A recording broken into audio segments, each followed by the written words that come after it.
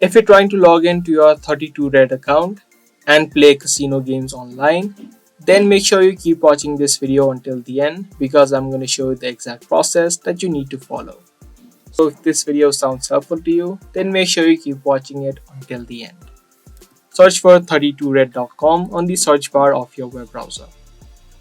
Once you land on the website of 32red, to log into your account, you can see two boxes on the top which says username and password. So you'll need to type in the username of your account on this box and then type in the password in the second box.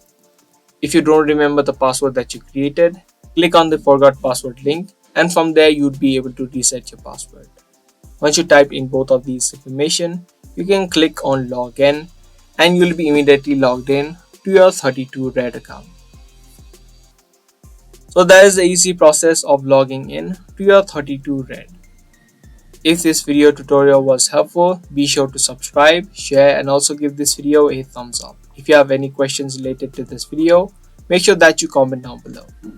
That's all for today. Thanks for watching.